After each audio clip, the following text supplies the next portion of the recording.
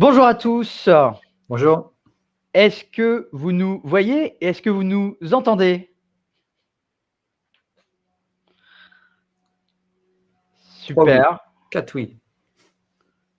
OK. J'ai l'impression qu'on a l'unanimité, donc c'est plutôt un bon démarrage, Vincent. Exactement.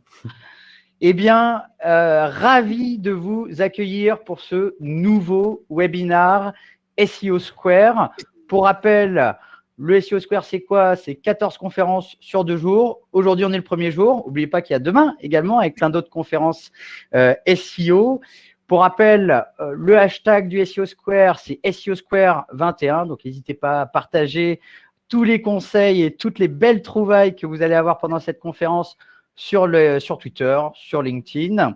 Et pour rappel, si vous avez des questions pour Vincent pendant sa conférence, je vous invite à utiliser l'onglet questions qui est fait justement pour ça.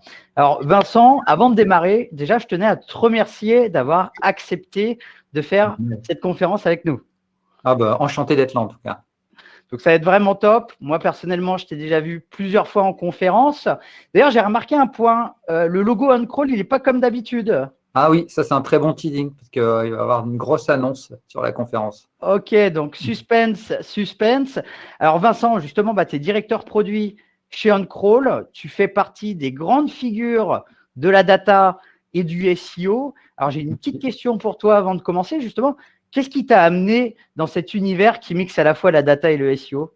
Alors c'est une bonne question, il y en a peu qui le savent. C'est la science-fiction. En fait, j'adore, enfant, lire les livres de science-fiction d'Isaac Asimov. Il parlait d'un concept qui s'appelait la psychohistoire et ça permettait, à partir des données, donc de l'histoire et de la psychologie humaine, de prédire le futur. Et c'est ce qui a donné après la big data.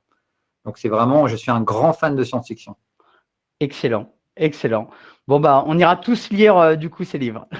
Voilà, fondation pour les connaisseurs. Super. Eh bien, merci. Eh bien, je te laisse démarrer ta conférence et à tout à l'heure pour les questions. Ok, merci beaucoup. Je suis en train de partager. Ah, normal. Est-ce que vous voyez tous? Je vais garder le chat. On va essayer de faire quelque chose de. Je ne dis plus Big Data. Je vais garder le chat à côté de moi. J'ai envie de faire quelque chose d'interactif. Et là, maintenant, tout de suite, on va discuter du comment on utilise le SEO prédictif, mais comment on va au SEO prescriptif. Et vous allez voir qu'on peut combiner les deux meilleures méthodes du moment. Donc, on m'a parfaitement présenté. Donc, je suis directeur produit au sein d'OnCrawl, mais j'ai aussi une autre casquette, celle de formateur. Donc, il n'y a pas longtemps, en début d'année, j'ai créé un nouveau site qui s'appelle Data Marketing Lab. Où vous pouvez découvrir des formations digitales autour notamment de GPT-3 et la génération de contenu. Alors, le sommaire, là, vraiment, vous avez un sommaire super soigné. On va discuter de 6 grandes choses. Donc, on va voir qu'il y a différentes maturités autour de l'analyse de la donnée. On va analyser pas mal de dashboards ensemble. On va avoir des outils très élaborés. Je vais vous donner la méthode complète pour faire du SEO prédictif. On va bien sûr discuter de cette nouveauté 2021 qui est le SEO prescriptif. Et après, un cas très concret qu'on a mis en place chez un client. Alors, vous allez voir, pendant mon intervention, il va y avoir des sondages, etc. Mais je vais vous le rappeler pour que ce soit vraiment interactif. La big picture, elle est hyper intéressante sur l'analyse de la donnée. Parce que, en fait, ça permet de connaître votre niveau de l'analyse de la donnée. Et je suis sûr, est-ce que vous avez déjà vu ce type de diagramme où vous avez les 4 grands états, vous avez les analyses descriptives, où là, on va analyser le passé. Vous avez les analyses diagnostiques, où là, on va essayer de comprendre pourquoi quelque chose s'est passé. Après, bien sûr, vous avez les analyses donc, prédictives, on va prédire le futur. Et enfin, les analyses prescriptives, où là, on va vous donner les recommandations pour que quelque chose se passe. Et là, on va déclencher un sondage. Donc, à droite, vous allez voir, en haut, dans les onglets à droite, vous avez sondage, je vous invite à répondre. Ça peut être hyper intéressant parce que peut-être que vous faites que le premier niveau, peut-être qu'il y en a certains qui font le niveau 2, peut-être qu'il y en a déjà qui font les 4 niveaux. Et on va revenir dessus en fin de conférence. Juste faire un zoom sur la prédiction. La prédiction, j'adore cette boule de cristal, mais ce n'est pas du tout de la magie en fait. quand on fait de la data science, toutes les prédictions se basent sur les données. Et on retire l'empirisme. J'ai l'impression qu'il faut faire ça pour que ça fonctionne. Non, on se base sur des dizaines, des centaines, des millions de données pour prendre les meilleures décisions possibles. Et oui, ça marche avec le Bitcoin. Ensuite, aujourd'hui, on va discuter, on va même faire un zoom sur la prescription. Vous connaissez tous, vous allez chez le médecin, vous toussez un petit peu, ok, il va vous prescrire un sirop pour la toux, vous allez le prendre et normalement, au bout de quelques jours, vous allez aller mieux. Et bien, c'est ça l'objectif aujourd'hui. C'est d'avoir ces recommandations à mettre directement en place sur votre site. Et je trouve que c'est hyper important et c'est hyper enrichissant. Alors, si on continue, là, on va revenir un petit peu en arrière. Pour ceux qui n'ont pas encore participé au sondage, là, je vois que tout le monde n'a pas encore participé, les analyses descriptives. J'adore partir de tout simplement on va dire un rapport Google Analytics. Alors bien sûr, j'aurais pu prendre Internet, j'aurais pu prendre Adobe, et ça, c'est ce qu'on appelle de la donnée primaire, de la donnée directement liée à un site. Où c'est intéressant, c'est que ça, c'est un vrai site. C'est un vrai site que j'ai mis en place avec mon petit frère qui permet de partager des protocoles de soins entre les hôpitaux. Donc au début, c'était les hôpitaux français, maintenant c'est francophone. Et si vous voyez cette courbe-là, vous dites, mais c'est catastrophique en fait. On est passé de 40 000 visiteurs par jour à 300 visiteurs par jour. Mais vous n'avez pas le contexte en fait. Vous sentez qu'il manque quelque chose pour essayer de comprendre ce qui se passe. Et moi, je vais vous dire, c'est un succès parce que c'est utilisé maintenant par énormément d'hôpitaux et d'organisations. C'est juste qu'une fois qu'ils ont le protocole de soins, ils l'impriment, ils le mettent sur le mur et ils ne vont pas revenir sur le site. Et vous voyez, il y a quand même eu 1 million de pages vues sur ce site éphémère qui a été fait avec un simple WordPress. Donc là, OK, données primaires, on voit qu'il y a quelque chose qui s'est passé. J'ai pris un autre exemple, toujours le même site, mais là, avec la Search Console. Et c'est intéressant parce que là, on n'est plus sur de la donnée primaire, on est sur de la donnée secondaire. C'est-à-dire que ce n'est pas directement lié au site. C'est Google qui nous permet de traquer les différents clics, les différentes requêtes qui m'amènent du trafic. Et là, on a le même site. Donc, encore une fois, vous voyez, avec ce type de données descriptives, c'est hyper difficile de comprendre de ce qui se passe. Est-ce que c'est plutôt bien et plutôt mal, etc. Vous avez juste quelques rapports qui vous donnent des pistes, mais ça ne permet pas de prendre de décision. Et enfin, j'adore faire un focus sur les données tierces, les données du troisième niveau. Elles ne sont pas liées au site, en fait. Mais ici, vous voyez, donc on est sur un Google Trend. Donc, je suis resté dans ce thème du Covid où les personnes vont faire des recherches autour de Pfizer, AstraZeneca, Moderna.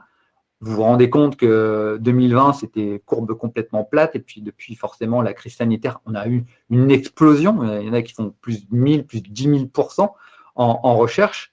Et que ça peut impacter le site, en fait. Parce que ce phénomène, ce concept, cet événementiel, et limite, là, les données que j'ai, ça serait de croiser toutes ces données en fait entre les données primaires, les données secondaires, les données de chat. Mais en aucun cas, ça va m'aider à driver ma stratégie d'SEO. J'ai besoin du next step en fait. Et le next step, vous l'avez deviné, c'est les analyses diagnostiques. Et donc là, on va passer tout de suite dans les rapports SEO.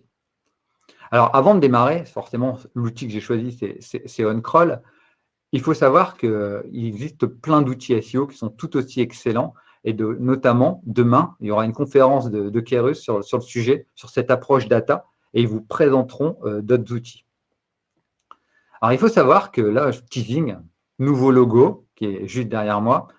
Demain, on va sortir une offre qui s'appelle OnCrawl Genius. Et notre offre actuelle, c'est OnCrawl Insight. Et OnCrawl Genius, ça va aider à croiser les données. Donc, pour faire une bonne analyse diagnostique, c'est super simple. J'ai lâché le mot, il faut croiser les données. Ça veut dire qu'il faut prendre les données de Google Analytics, les données de la Search Console. Vous pouvez rajouter les données de Majestic ou même avec OnCrawl, vous pouvez rajouter des données qui vous appartiennent, comme le revenu par URL, la rentabilité. Et en croisant toutes ces données, vous allez prendre les meilleures décisions. Et où on a été beaucoup plus loin avec cette nouvelle offre, avec ce nouveau logo, on voulait vraiment rentrer dans une nouvelle ère, c'est que c'est génial d'avoir ces données dans un outil SEO, mais est-ce que ce n'est pas encore plus génial de pouvoir les partager à d'autres services? Et les autres services, peut-être qu'ils utilisent un database comme Data Studio ou Power BI ou Tableau, ou peut-être qu'ils ont une plateforme de data science comme DataQ, ou peut-être que même ils nous disent non, poussez-nous nos données dans un Google BigQuery, c'est une grosse base de données, on s'occupe du reste. Et bien en fait, on a réussi à croiser les données et à les partager très facilement avec une nouvelle offre qui s'appelle OnCrawl Genius et qui va même encore plus loin, qui permet de faire aussi de la data science. Donc, ce premier rapport, alors là maintenant, je vous promets, j'ai plein de questions pour vous. Je suis en train de regarder le chat, on est sur les SEO Impact Report. Donc forcément, on a les données du crawl. Mais si je vous parle de pages actives, si je vous parle de pages orphelines, est-ce que quelqu'un là peut me dire là tout de suite, qu'est-ce que je suis en train de croiser comme données? Donc j'attends quelques secondes. Vous avez une idée? Les pages orphelines. Donc ça, c'est assez facile.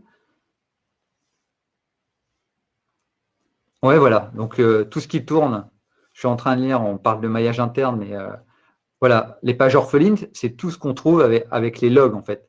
C'est des pages qui ne sont pas détectées par le crawler et qui sont dans les logs. Et maintenant, quand je vous parle de pages actives, voilà, les logs, les pages zombies, parfait. Et après, voilà, je l'ai lu. Merci Frédéric. L'analytique. En fait, une page active, c'est une page qui reçoit au moins une visite organique sur la période concernée. Et donc là, vous vous rendez compte, on commence à avoir des dashboards intéressants parce qu'on est en train de croiser les données. Et c'était juste pour vous montrer cette mécanique autour des analyses diagnostiques. On croise les crawls, on croise l'analytique et on croise les logs. Allez, autre question pour vous. Le ranking report. Donc là, c'est assez facile. Vous voyez, là, on monte les pages qui obtiennent du ranking. Vous devinez forcément, voilà, il y a déjà la réponse, que ça se base sur la Search Console. Et ça donne des rapports et on va dire, très actionnables, en fait. Parce qu'on on va protéger ces pages où on sort en top 1, en top 3. Mais on va surtout essayer, c'est tous les e-commerçants qui nous le demandent. Je suis à la fin du top 10, je veux être dans le top 3 pour avoir plus de conversions. Et là, on est sur des rapports très actionnables. Un dernier pour la route. Alors là, j'ai cité l'outil bien avant de démarrer. Est-ce que quelqu'un, là, on parle de notre backlink report. Donc, à l'heure actuelle, on travaille juste, voilà, on travaille juste avec un outil qui s'appelle Majestic. Là, vous êtes au taquet. Hein. Et ça permet de croiser donc, les données du crawl et les données de Majestic. Donc là, vous avez fait un sans faute. Je vous en remercie. Maintenant, ce qui peut être intéressant, c'est de comparer deux crawls entre eux. Donc, c'est ce que nous, on appelle le crawl over crawl. Alors, on peut comparer le crawl de cette semaine avec le crawl de la semaine dernière, mais avec celui du mois précédent ou celui de l'année précédente. Et ça, c'est intéressant pour voir où on est plutôt à la hausse, où on est plutôt à la baisse, où on a fait des progrès, où on a eu des régressions.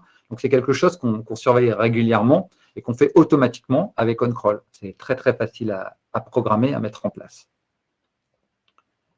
Si je continue, maintenant, il y a quelque chose d'encore plus puissant. C'est de faire du SEO prédictif. Donc maintenant, vous le savez tous, ma passion pour la science-fiction. Et est-ce que c'est de la magie ou c'est une démarche scientifique? Non, c'est clairement une démarche scientifique que je vais vous expliquer. Alors là, on a travaillé avec une agence qui s'appelle Uplix, qui nous a aidé en fait à approuver le modèle, qui est toujours en développement. Il faut savoir que c'est quelque chose que j'enseigne depuis 5 ans. Donc pour ceux qui me connaissent, j'écris pas mal d'articles sur le sujet. Et là, on est en train de l'industrialiser dans OnCrawl pour que tout le monde puisse avoir accès. Le concept, il est simple. C'est prédire pourquoi un site se place dans le top 10. Et pour faire ça, on va analyser tous les ranking factors. Et on est même capable maintenant de les personnaliser. Ranking factors, les temps de chargement, la sémantique, on va dire un score sur le maillage interne, comment il est conçu, etc. Et pour chaque URL, notre objectif, c'est de vous dire exactement ce qu'il faut travailler. Et vous dire aussi ce qu'il ne faut surtout pas faire. Donc là, la méthode, donc, on va prendre encore une fois un petit peu de recul. La plus grande difficulté, c'est de récupérer toutes les données du site et de ses concurrents. Parce qu'il faut savoir que si vous concentrez vos analyses sur votre propre site, bah, vous ne savez pas en fait ce que font les autres, comment ils le font, comment ils l'actionnent. Et vous êtes obligé de comparer la même chose. C'est-à-dire que si j'ai la profondeur de page, si j'ai mon page rank sur mon site, je dois aussi connaître le page rank sur le site du concurrent. Et ça va aider ce que j'ai mis au milieu, les modèles de machine learning, à deviner, à comprendre ce qu'il faut travailler en priorité. Et après, ensemble, on va étudier des dashboards où on va mesurer l'impact de ces ranking factors. Donc, est-ce que c'est clair pour tout le monde? OK. Les données qu'on utilise. Donc, ça, c'est une question qu'on a très souvent. Donc, maintenant, il y a un slide dédié. Pour les SERP, on s'est basé sur Ranxplorer pour récupérer tous les résultats. Il faut savoir qu'on a un partenariat et maintenant, on est capable assez facilement pour tous les sites de récupérer toutes les données qui viennent de Ranxplorer. Pour les backlinks, on a fait confiance à l'outil Babartech des frères Perronnet qui nous permet d'avoir des scorings, donc avec des équivalents sur du TrustFlow et du CitationFlow de Majestic. Le crawler, sans surprise, on a pris OnCrawl et on a rajouté, on a retiré toutes nos variables de load time, etc. pour avoir les Core Web Vitals. Et là encore aussi un petit peu de teasing. Il faut savoir que d'ici le mois prochain, en juin, les Core Web Vitals seront directement intégrés dans OnCrawl. Donc là, vous voyez à peu près le scope des données pour vraiment avoir cette approche holistique. Alors, il manque quelque chose, la sémantique. La sémantique, on n'a pas pris un outil existant. On a fait le pari de créer notre propre outil parce qu'on s'est rendu compte que ce qui fonctionnait le mieux, c'était d'avoir des modèles de machine learning dédiés par secteur d'activité. Par exemple, vraiment un corpus spécialisé pour le bâtiment, un corpus spécialisé pour les vacances, etc. Et là, on se base sur l'état de l'art, le word embedding, qui permet de comprendre les relations entre les mots et nous dire est-ce que cette requête, elle est pertinente pour cette page, pour ce paragraphe, pour ce titre, pour cette balise H1, etc. Donc, on voulait cette capacité à réussir à tout scorer pour dire à quel point le site ou tel concurrent travaille sa sémantique. Donc, une fois qu'on a fait ça, on a la big picture. Et ce slide-là, je vais le passer assez vite parce que c'est les variables d'importance. C'est-à-dire que là-dessus, il pourra en avoir 50, il pourra en avoir 100. On voit à peu près tout ce qu'il faut travailler et l'impact que ça a. Mais vous vous rendez compte, on est en train de tout mélanger. C'est-à-dire que là, vous voyez, chaque point, c'est une page. On est en train de tout mélanger. C'est-à-dire, il y a des pages qui ont très peu de liens entrants qui rentrent très bien. Il y a des pages qui n'ont pas de liens entrants qui rentrent très bien aussi, etc. Et donc, les variables d'importance, donc cette vision macro de tout ce qui se passe sur notre site, elle est très, très, très peu actionnable. Ça va vous donner des pistes, mais ça va vous dire il faut travailler votre popularité, mais certaines pages n'ont pas du tout besoin de travailler la popularité parce qu'il vient d'avoir 5-6 communiqués de presse là-dessus. Et moi, ce que je préfère, c'est prendre chacune des métriques et les étudier. Et donc là, j'ai pris un exemple sur la taille des titres. Vous regardez en haut, je ne sais pas si on voit ma souris, mais vous voyez que les titres qui ont une longueur entre 40 et 50 caractères, c'est ceux qui rankent le mieux. Et ça, c'est intéressant parce que c'est du sur-mesure que vous avez pour votre secteur d'activité et vous comparez votre site avec tous ses concurrents. Et là, vous êtes sûr de prendre les bonnes décisions. Et si je vous disais qu'il existait encore mieux que cette vue? Donc cette vue-là, on la partage depuis quelques années. Le next step, donc, c'est d'être capable, donc, je ne sais pas si vous vous rendez compte, d'expliquer ce qu'il faut faire par URL ou par segmentation. Donc, segmentation, ça peut être un regroupement d'URL. Et là, on va faire une pause parce que c'est là où ça devient vraiment génial. Vous voyez en rouge, on essaie de comprendre est-ce qu'une page se positionne ou pas dans le top 10. Donc là, elle est à 76%, donc elle est effectivement dans le top 10. Donc, on voit ce qui est en train de vraiment la booster, cette page. Donc, si je me rapproche de l'écran, on voit qu'elle a un page trust à 20. Le titre, justement, il est écrit à la bonne taille. Le LCP, ça vient des Web Core Vitals, c'est bien écrit, etc. Sémantique, elle respecte parfaitement la sémantique de la requête. Mais on voit aussi qu'il y a des choses qui la dégradent. Elle pourrait faire beaucoup mieux, cette page, en fait. Et si on s'attarde un peu sur ce qui la dégrade, bah, il y a peu de liens entrants. Vous voyez, une internal link à 178, ça dégrade un peu la note. La profondeur, elle est forte, donc ça dégrade encore la note. Le in-rank, il est faible, donc ça dégrade encore la note. Et là, si on arrêtait là la conférence, on dirait mince. Ouais, voilà, effectivement, on a fait du prédictif, il y a un problème avec le maillage interne. Donc, rendez-vous dans un mois ou dans un an, on vous laisse corriger votre maillage interne et on revient vers vous. Et cette approche-là, elle m'a toujours dérangé, en fait, parce qu'on dit à quelqu'un qui a des problèmes et on ne lui donne pas les solutions. Donc, au final, il y a deux problèmes. Il y a le problème et le fait de ne pas avoir de solution pour le problème. Et là, avec vous, on va maintenant passer sur le prescriptif. Et si vous m'avez suivi jusque-là, le prescriptif, c'est un peu l'ordonnance pour guérir son SEO. Donc, est-ce que tout le monde me suit? Oui, je suis d'accord pour les couleurs, Jean-Pierre. Alors, si tout le monde me suit, le concept du prescriptif, c'est le suivant. On est capable de détecter des contenus dégradés. Alors, qu'est-ce que c'est un contenu dégradé? Des contenus mal écrits, des contenus imprécis, des contenus périmés. Il y en a sur tous les sites. Les contenus, ils se dégradent très, très vite, en fait. Ils ont besoin d'updates régulières. Et est-ce que la solution du prescriptif, c'est plutôt que de dire, ouais, les contenus là, ils sont trop courts, ils sont mal écrits, etc. Le prescriptif, c'est pas de générer des compléments de contenu qui viennent renforcer et créer un vrai contenu. Donc là, vous avez une solution sur le prescriptif. Et moi, ce que j'ai choisi dans cette conférence, c'est d'aller beaucoup plus loin. C'est de vous dire, il y a un problème de maillage interne, on va vous proposer la solution, on va vous dire les blocs de maillage interne qu'il faut mettre en place à tel et à tel endroit sur le site pour corriger cette défaillance dans le maillage interne. Alors, il y en a qui vont préférer le développer eux-mêmes, ils peuvent, ça peut prendre des mois. Nous, on voulait une solution clé en main, et je vais vous la détailler, qui s'adapte à tous les cas possibles. Donc, la solution, s'il y a une chose à retenir sur le SEO prescriptif, c'est que je l'ai écrit là noir sur blanc, suggérer des solutions à intégrer sur le site avec de la génération de texte. Donc, c'est ça qu'on teste en R&D chez OnCrawl depuis 1 an. Les méthodes, en fait, on s'est basé sur les deux algorithmes. Donc, j'en parle régulièrement sur Twitter, sur mon blog. Les deux algorithmes les plus puissants du moment. Il y a GPT-3, donc où il faut utiliser leur API, qui n'est pas un modèle open source. Les accès sont coordonnés au compte-gouttes, mais là, il y a une forte accélération sur ces derniers mois. Il faut savoir que Microsoft a mis $1 milliard sur la table pour faire un partenaire avec eux et pour pouvoir commercialiser leur offre. Et après, vous avez l'équivalent open source, pour ceux qui ne connaissent pas encore, qui s'appelle GPT Neo et qui est drivé par une société qui s'appelle Eleuther AI et qui fonctionne aussi très bien. C'est juste que la différence entre les deux, c'est qu'il y en a, ils ont mis $5 millions dans l'infrastructure et forcément que le modèle open source, ils ne peuvent pas mettre autant d'argent sur la table. Mais honnêtement, ils n'ont pas à rougir de leurs premiers résultats.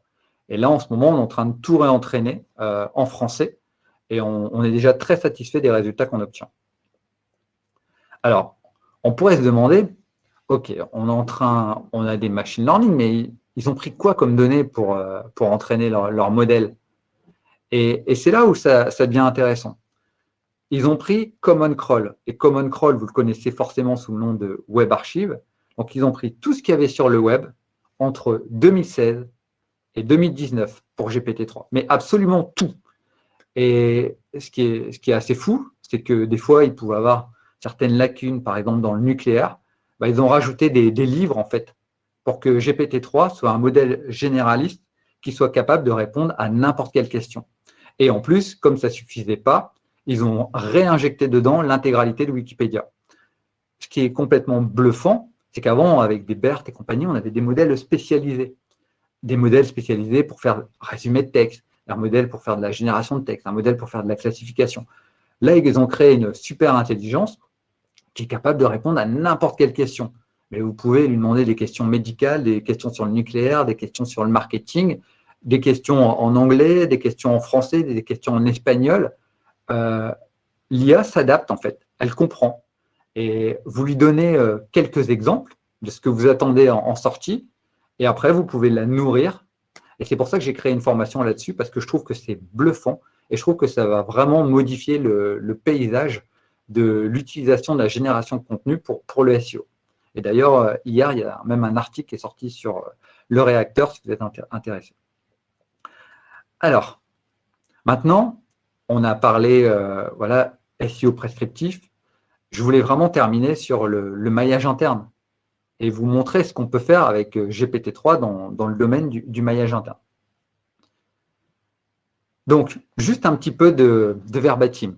Quand on parle de maillage interne, il y en a qui parlent de page mère, de page fille, etc., de page parents, de page enfants. Pour OnCrawl, on a préféré parler de page business, donc des pages qui génèrent des revenus ou des pages qui génèrent de l'affichage. Donc, ça dépend, est-ce que vous êtes un site e-commerce ou un site média. Et tout le reste, c'est des pages support. C'est des pages sur lesquelles on va mettre des liens et qui vont nous aider à booster ces pages business.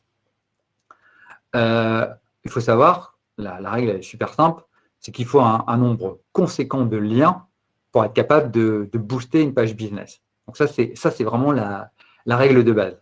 Donc une fois qu'on est d'accord sur le verbatim, on va regarder ce que nous, on est capable de faire. Merci pour le partage du lien. Sur le premier enjeu qui est hyper important, c'est vraiment respecter le métier et le business. Ça veut dire qu'on va demander à nos clients de mettre des scores, à quel point ils veulent booster les URL. Et ça, comment ça se fait? C'est super simple. Selon le type de page, selon le potentiel business de la page et selon l'événementiel. Les pages qu'on va booster pour les soldes, ce n'est pas les mêmes des pages qu'on va booster pour Noël. Et tout ça, on a fait vraiment quelque chose de sur-mesure qui peut s'adapter à n'importe quel site. Donc, on avait vraiment cette envie de focaliser sur le métier et sur le business. Et après, le deuxième énorme enjeu, et c'est là où on a eu besoin de GPT-3, c'est la sémantique. On ne peut pas faire des liens entre des pages qui n'ont rien à voir, que ce soit pour l'utilisateur, l'internaute ou le bot, ce n'est pas du tout pertinent. Et donc là, grâce à GPT-3, on est capable de thématiser, il est capable de comprendre la relation entre les différentes pages.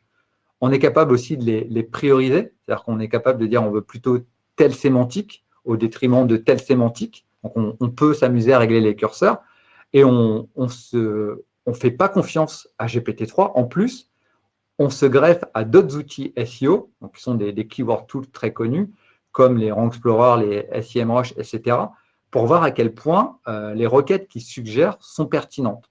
Et là-dessus, on remet des scores. Parce qu'on veut vraiment assurer le client, c'est bien de donner des blocs, mais lui donner des blocs avec la garantie que c'est des requêtes pertinentes qui vont être recherchées. Alors là, je m'excuse si c'est un tout petit peu petit. Vous voyez à chaque fois, le client ici, il y a une petite colonne, c'est poids donné par l'utilisateur. Il nous a mis des scores de boost. Et en fait, on a un simulateur de PageRank avant et après. Ça veut dire que je vais juste lire, parce que je vois que le temps il passe très vite, je vais juste lire la deuxième ligne. Le page brut, avant, il était de 0,154.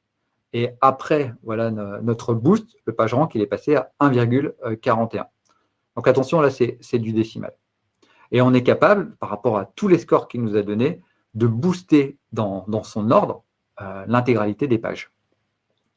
Concernant la sémantique, donc là, vous voyez un peu un benchmark GPT-3 qui a été exécuté sur plus de 30 000 URL. Donc, qu'est-ce qu'on a donné à GPT-3? On lui a donné le titre, la métadescription, des paragraphes et le client, donc là où vous lisez que c'est Travelski, nous a conseillé de rajouter en plus l'URL. Parce que c'est vrai que dans l'URL, il y a des éléments relativement pertinents. Et sur chacune de ces pages, on a demandé à GPT-3 quelle serait la requête Google la plus pertinente. Donc là, vous pourrez faire pause, vous pouvez faire un screenshot, mais vous rendez compte que voilà, sur la première, appartement, les champs de la Plagne, réservez votre séjour, voilà, l'appartement, les champs de la Plagne. Il est capable d'extraire, il est capable de comprendre l'intention dans un texte. Et pour faire ça, toujours pareil, on lui a donné quelques exemples, on l'a entraîné, et après, maintenant, on peut le déployer sur 50, 100 000, voire 1 million de pages. Il n'y a vraiment aucune limite. Donc, c'est vraiment assez bluffant. J'essaie de trouver quelque chose qui est assez tordu, mais par exemple, sur la ligne 25, découvrez Sherpa un commerce sur la Plagne. Sur la plaine Montchavin, bah, il n'a pas retenu Sherpa. Il a compris que ce qui était pertinent, il n'y a personne qui va taper Sherpa, commerce. Il a compris qu'il fallait écrire commerce, Plagne, Montchavin. Et ainsi de suite. En tout cas, nos tests nous ont montré que dans 90% des cas, c'était ultra fiable. Et vous allez me dire, ouais, mais c'est quoi les 10% des cas? Bah, je vais vous le dire. Les 10% des cas, c'est qu'il utilisait des mots qui étaient non pertinents. Par exemple, il mettait les mots acheter, réserver, louer, là où sur des sites comme des sites de voyage, on évite les verbes d'action. On préfère mettre appartement La Plagne que acheter un appartement La Plagne, quoi. Ou louer un appartement à La Plagne. On va préférer plutôt des mots comme location. Donc, on a réussi aussi à tacler ce problème. Alors, le livrable. En fait, ce qu'on va fournir, c'est un fichier JSON. Nous, on n'a pas du tout vocation à remplacer les agences SEO, à faire de la gestion de projet, à faire de la conduite du changement. Nous, on se base sur des experts. On leur dit, nous, ce qu'on pense, ce qu'on vous recommande, donc avec le SEO prescriptif, c'est de mettre en place tel bloc de lien à tel endroit, avec telle encre, et on donne en plus un score de pertinence SEO. Le client, il l'implémente, et après, on a mis en place des nouveaux dashboards, donc dans OnCrawl, pour suivre les évolutions de maillage interne. Donc là, c'est vraiment du SEO prescriptif du début jusqu'à la fin de la chaîne. Donc tout cela pour vous dire, il y a eu du teasing en entrée. On a complètement changé notre charte graphique. On a revu notre logo, on change les couleurs. Tout cela pour vous dire qu'on rentre vraiment dans cette ère du machine learning. On veut le rendre accessible, on veut le rendre actionnable. Et cette nouvelle offre, elle s'appelle OnCrawl Genius. Donc elle sera surtout annoncée demain. Mais bon, on était tellement proche du lancement qu'on voulait le partager avec vous. Donc vous voyez, il y a une offre de lancement si vous êtes intéressé. Vous pouvez me contacter directement. Et je remercie encore voilà, de m'avoir laissé partager cette passion autour de la data et de la data science.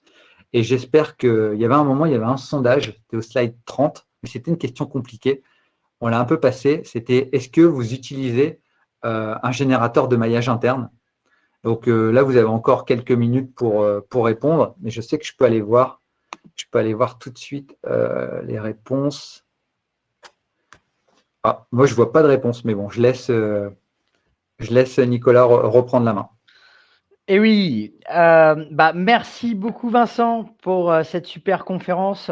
Je pense clairement ce qu'on peut en retenir, c'est que s'il y a des choses importantes aujourd'hui pour prendre de l'avance sur ses concurrents, clairement la data d'un côté, de l'autre côté l'automatisation, Oui. le machine learning.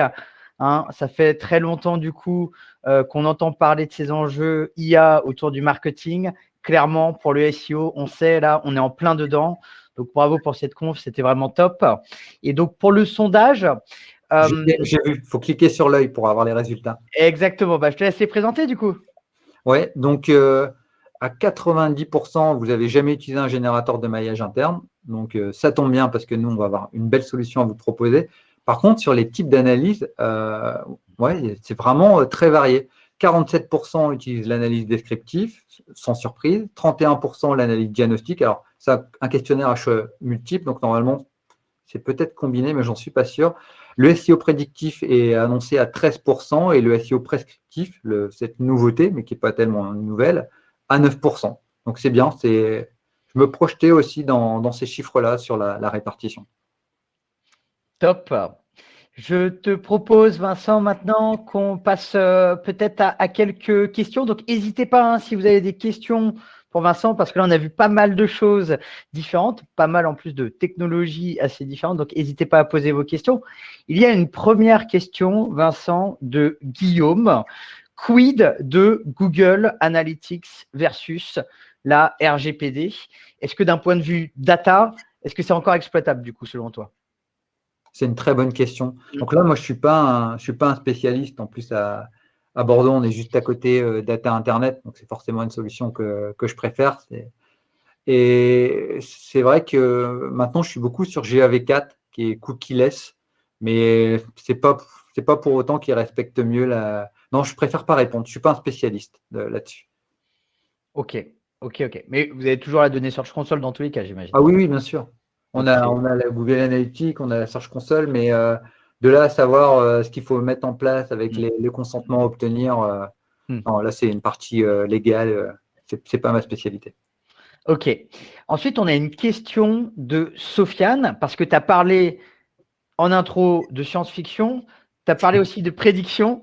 Et donc là, la question de Sofiane, c'est justement quelle quantité minimum de données, donc par exemple de visites, faut-il pour que l'analyse prédictive soit efficace? Alors là, si on est sur les time series, c'est une très bonne question. Euh, on obtient des résultats à partir d'un an de données. Parce que vous devinez, si vous avez qu'un jour pour prédire les 3 mois suivants, c'est quasiment impossible. Avec un an de données, on commence à faire des belles choses. Euh, Il y a un algorithme qui fonctionne très bien qui s'appelle Facebook Prophet. Et eux, ils Hmm. conseillent plutôt 1 an et demi, 2 ans de données pour faire des bonnes prédictions sur les séries temporelles. Super. Tu peux peut-être en dire 2 mots sur Facebook Prophet, parce que ça Oui, peut peut-être intéresser les gens, intéresser l'audience, je pense. en fait, Facebook Prophet, c'est une sorte de boîte à outils qui utilise plein d'algorithmes différents pour faire de la prédiction. Alors, il faut savoir qu'ils tiennent compte de l'effet saisonnier, ils tiennent compte des vacances. Et là où avant, on devait passer des heures et des heures dans la configuration, Facebook Prophet, c'est quelques lignes de code en Python. Donc là, je vous renvoie vers les GitHub ou mon blog où il y a pas mal d'articles, ou même OnCrawl où il y a pas mal d'articles qui ont été écrits sur le sujet. Super. Alors ensuite, on a une question sur GPT-3 Oui. de Fred. Donc, il y a beaucoup de services autour de GPT-3 pour notamment aider à la rédaction de contenu. Quel est ton avis sur GPT-3 pour le français? Donc, Ah, ça marche. j'imagine pour la production de contenu, mais en français Ah, ça marche spécifiquement. à la perfection. À la perfection. C'était l'équivalent un peu d'un GPT-2, c'est que comme ils lui ont donné l'intégralité du web, bah, il a appris le français en parcourant les différentes pages écrites par tous les journalistes, Le Monde, tous nos forums, etc. Et c'est vraiment bluffant. Et je vais même vous dire, il y a quasiment même plus besoin de relecture en fait sur ces contenus générés. Alors attention, c'est des contenus générés courts, on parle de paragraphes. Si vous commencez à générer des articles complets, donc déjà, c'est interdit, et deux, il va avoir des contresens, etc. Donc ça a vraiment été cadré, c'est pour ça que j'ai fait une formation sur le sujet, dans des cas d'utilisation très précis. Génération de métadescriptions, création de résumés de texte, ajout de call to action, etc., etc. Super. Donc, on a tous hâte d'avoir une licence GPT-3. Ensuite, on a une question de David. Quel est le tarif justement d'OnCrawl Genius? Là, c'est difficile à répondre parce qu'il sort demain et on va pas dévoiler le. Demain, il y a vraiment quelque chose de une grosse annonce. Donc, je ne vais pas faire de teasing, sinon je vais me mettre à dos le service commercial. Il vaut mieux pas. Ensuite, on a une question de Cédric. Est-ce que tu pourrais expliquer l'indicateur InRank que tu as utilisé dans les slides? Ah oui, c'est une très bonne question. En fait, il faut savoir que le InRank, c'est notre page rank dans OnCrawl. On l'a renommé, mais on utilise exactement le même concept. Donc, ça se base sur le surfeur aléatoire qui avait été mis en place par notre ami Larry Page il y a quelques années. On s'est basé exactement sur sa formule mathématique. Et donc, retenez juste que le InRank de OnCrawl, c'est le PageRank de Google. Ok, super. Alors, toujours dans ces notions de rank, on a une question de Sarah, mais cette fois autour du PageRank avec les décimales. Alors, je crois que c'était dans une de tes slides à un moment donné. Oui, oui, Et, oui. et donc là, la question, c'est vers quelle valeur faut-il tendre pour avoir un bon PageRank et à quoi ça correspond au final? Alors, le décimal, il est difficilement exploitable. Donc, c'est pour ça qu'on utilise une version logarithmique qui donne un score entre 1 à 10. Et il Hmm. faut savoir que nous, bien sûr, ce qu'il y aura dans l'outil, ce sera un score entre 0 et 10. Mais c'est difficile de mesurer le boost entre 1, 2, entre 3 et 4. parce que c'est beaucoup plus facile quand on s'amuse avec le décimal, parce qu'on va passer de 1,1 à 1,5. Et d'un point de vue logarithmique, vous avez une échelle beaucoup plus importante et beaucoup plus facile à mesurer. Donc, retenez juste que nous, on mettra en place un score entre 1 à 10, et les bons scores, vous les connaissez tous. C'est des pages qui sont supérieures avec des pages rank de 5, 6, 7, 8, 9, 10. Votre home, souvent, elle doit être entre votre page d'accueil, elle est entre 9 et 10, hein, si elle est fortement maillée, bien sûr. Parfait. Alors ensuite, on a une question de Tony. Alors, je pense que tu l'as abordé à un moment donné, mais ça reste une question, je pense, qui est très intéressante à creuser. C'est justement, Tony pose la question, l'algo de Google, au final, est-ce qu'il ne tend pas à devenir, alors il utilise le terme liquide, c'est-à-dire il adapte les fameux ranking factors importants en fonction de la requête tapée par l'internaute, donc spécifiquement le mot-clé, la thématique, le contexte. Donc, en gros, si je résume, est-ce qu'il n'y a pas des ranking factors différents selon le mot-clé en face? Exactement. Donc, c'est pour ça que j'invite à faire du sur-mesure, à faire du prédictif. Et c'est pour ça que cette approche qui se base sur la segmentation dans un univers précis, dans une langue précise, elle donne les meilleurs résultats. Parce que sur le même site, on peut avoir des ranking factors complètement différents. Et cette approche très macro, ou ces analyses de 1 million de pages qui parlent de choses différentes, ça n'a plus aucun sens en fait. Donc je trouve que la question, elle est excellente, et c'est ce qu'on fait en fait avec le SEO prédictif. Super. Ensuite, on a une question de Nicolas avec une remarque, c'est-à-dire, a priori, il est étonné de ne pas avoir entendu parler du knowledge graph dans cette conf. Alors peut-être que justement, il s'y attendait. Est-ce que, du coup, il pose la question, est-ce que c'est non applicable par rapport à tout ce que ça t'a présenté, la notion de knowledge graph? Non, on peut l'ajouter, le knowledge graph. Et il faut aussi savoir que là j'étais assez vite, j'avais que 30-35 minutes, mais il y en a qui nous demandent des ranking factors complètement improbables. Par exemple, des gros sites médias qui nous disent, nous, on veut que vous rajoutez le paywall, utiliser la technologie de paywall utilisée par les concurrents. Et on veut voir si telle ou telle technologie elle influence ou pas les algos de Google. Donc là, la seule limite, c'est votre imagination, en fait, dans ce qu'on peut donner à manger à l'algo. Super. Donc, suffit d'imaginer plein de variables à lui donner. J'imagine c'est un gros sujet du coup, c'est de bien définir la data et bien la récupérer, quoi. Exactement, exactement. Super. Alors après, on a une question, je pense que c'est plus avec ta casquette directeur produit, hein, je vois qu'il y a des grands fans d'OnCrawl. Question de Yacine.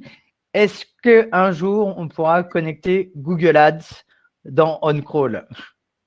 C'est pas prévu pour le moment, mais à étudier. Moi, je suis directeur produit. Si on voit que en fait, on utilise un outil, ce qu'on appelle, qui recense toutes les remontées terrain.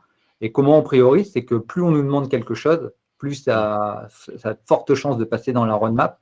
Il faut savoir qu'à l'heure actuelle, on gère beaucoup de remontées terrain. Donc oui, s'il peut contacter un customer success, lui remonter son besoin, et on va l'étudier. Super. Alors, autre question relativement produit de Nicolas. En tenant compte du crawl et des logs qui sont dans OnCrawl, au final, est-ce que OnCrawl ne pourrait pas générer automatiquement un robot TXT et un sitemap XML? Alors ça, c'est une très bonne question, et on est capable maintenant de gérer ce genre de demande. Il faut savoir qu'on a lancé un laboratoire qui s'appelle labs.oncrawl.com, où par exemple, on permet de faire justement ce qu'on me demandait juste avant, la prédiction sur les time series avec Facebook Prophet, qui me permet de faire de la génération de texte. Donc là, c'est sur GPT-2, on va bientôt le mettre à jour. Et on pourrait rajouter cette demande où on vous donne le code complet, donc dans un Jupyter Notebook. Pour ceux qui ne savent pas ce que c'est une sorte de livre où vous pouvez exécuter les cellules. Donc, en cachet, elles exécutent du code Python, et elles vont générer votre robot TXT, votre sitemap et tout ce que vous voulez. Donc ça, moi, je suis à l'écoute par Twitter. Vous pouvez me contacter par email, vous voyez, vincent@oncrawl.com. On peut facilement le mettre sur le lab. Super. Alors là, on a une question un peu technique de Nicolas. Concernant l'InRank, pourquoi avoir fait le choix de se baser sur le modèle du surfeur aléatoire au lieu du surfeur raisonnable. Alors peut-être pour l'audience, tu peux peut-être rappeler et définir ces deux concepts. Oui. Alors, le surfeur aléatoire, on veut dire, c'est le plus simple. C'est la capacité à se retrouver à un moment donné sur une page donnée. Donc, il y a une sorte de coefficient de téléportation. Et ça, cette formule-là, elle est parfaitement maîtrisée. Après, vous avez le surfeur raisonné, où lui, plutôt que de se déplacer sur toutes les pages, il a tendance à se focaliser, donc à être raisonné, à se focaliser dans une certaine direction. Et après, moi, je pourrais même dire, pourquoi on n'a pas fait le surfeur raisonné et sémantique? Donc, en plus d'avoir une certaine direction, tenir compte de la sémantique. Ben, je vais vous répondre, on ne sait pas comment Google il fonctionne exactement. Donc, nous, on préfère implémenter quelque chose qu'on maîtrise que prendre des décisions arbitraires. Et on est un peu dans l'incertitude. Donc, c'est plutôt un choix technique qu'on veut, à travers OnCrawl, que quand on propose des algorithmes, on sache les expliquer. Alors ensuite, j'ai une autre question qui, j'espère, ne va pas créer un débat sulfureux. Question de Sylvain, R ou Python? Je pense peut-être le sujet, c'est plutôt de dire pour toi qui connais, j'imagine, très bien les deux langages, R d'un côté, Python de l'autre, quels sont les avantages et les applications de ces deux langages dans l'univers du SEO? Alors, le R, c'est quelque chose que j'ai enseigné longtemps, j'enseigne encore. C'est génial pour l'analyse de la donnée et visualiser. Ça, c'est clair, ça se fait facilement, il y a une interface graphique très accessible, etc. Par contre, le Python, ça permet vraiment d'industrialiser, ça permet de traiter des très, très grands volumes. Et donc là, ça va dépendre de ce que vous avez envie de faire. Alors, il y en a qui vont me dire, oui, mais en Python, on peut aussi visualiser les données. On peut aussi analyser les données très facilement. Il faut savoir que le Python s'adresse plutôt à des développeurs. Le langage R est très permissif. En Python, vous oubliez une tabulation, il n'y a plus rien qui fonctionne.